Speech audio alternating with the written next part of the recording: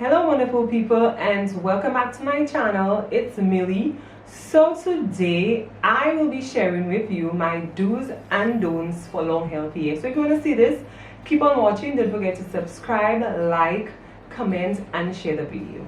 So let's get right into the video.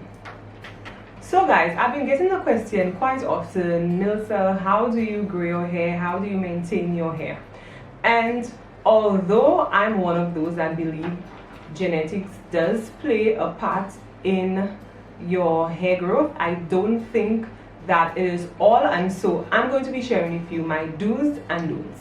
So the first one is to do your research.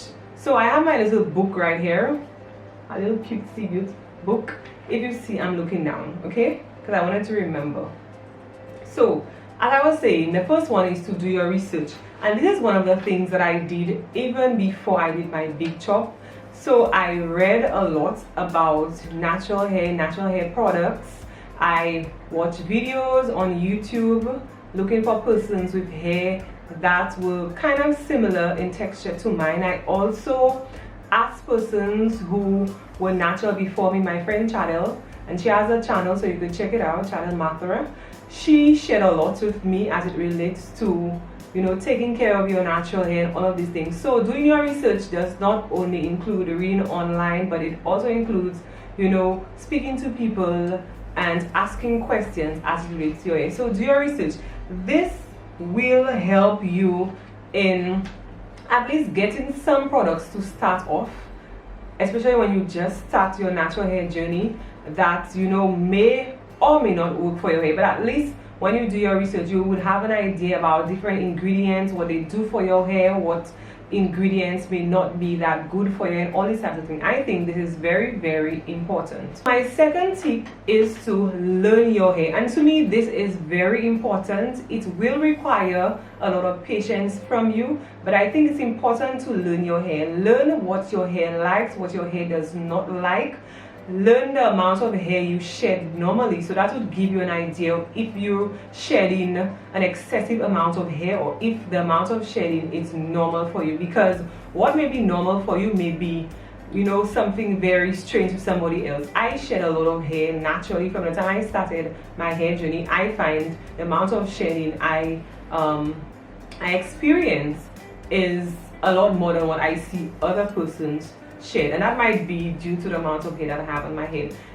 Learning your hair would also tell you when your hair feels dry, so if your hair requires moisture, if your hair requires protein. All of these things are very important when it comes to growing your hair. So this is another do learn your hair. The next do is to develop a hair regimen that works for you. Okay, again, what might work for somebody else may not work for you. So developing a hair regimen will entail knowing when you wash your hair, what days you wash your hair, what days you deep condition your hair, what days you style your hair. This is important because you do not want to get frustrated with your hair. So do not choose a day that you're very busy. Choose a day where you are relaxed. So if a Saturday works for you or a Sunday, then do that. It will also help with your hair growth because you will ensure that your hair gets the attention, the love and attention that it needs. So you're not neglecting your hair. So developing a hair regimen is important. When do I deep condition my hair? What days do I wash my hair? How often do I do this? And do what works for you. Another do is to do protective styles on your hair. Now this may mean different things to different people. So one of the things that I like to do is to do twist in my hair. So normally if I'm doing a twist out, I will leave the twist in my hair for about maybe 3 days or 4 days before I unravel the twist. So this is my way of protecting my hair. Sometimes when I'm going on vacation, I will do braids. When I was transitioning, I did a weave. So it's important to do protective styling. You do not want to do styles that create a lot of tension on your edges, but protective styling is important. So I think this is number 5 for the do's. deep conditioning. Do deep condition. This is very important, and I learned this again from my friend very early in my natural hair journey. Deep conditioning is very important in replenishing the hair, adding moisture to the hair, and decreasing the dryness to your hair. It's very important to deep condition your hair, and also to deep condition with heat to allow the moisture and the product to get into your hair and to be able to replenish your hair to encourage your hair growth. So do deep condition, guys. So with deep conditioning, you want to ensure again that you read the products, do your research. Again, I cannot stress this enough that what might work for one person may not work for you. So that is why you need to do your research and read to ensure that you do not cause damage to your hair. Protein treatments are also very important, but you do not want to do these every week.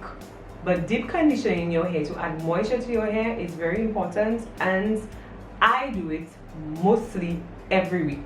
So I may or may not, if I don't have enough time, I might skip a week, but I try to do it every week. So do deep conditioning. The last do that I have for you is to trim your ends as often as you think necessary. So trimming your ends is important, you know, because the ends are the oldest parts of our hair, and so many times, you know, we allow the ends to grow out because, you know, it look like it's adding length to our hair. But you want to ensure healthy hair, you need to trim these dead ends that do not really play any role, any major role in your hair looking and feeling good.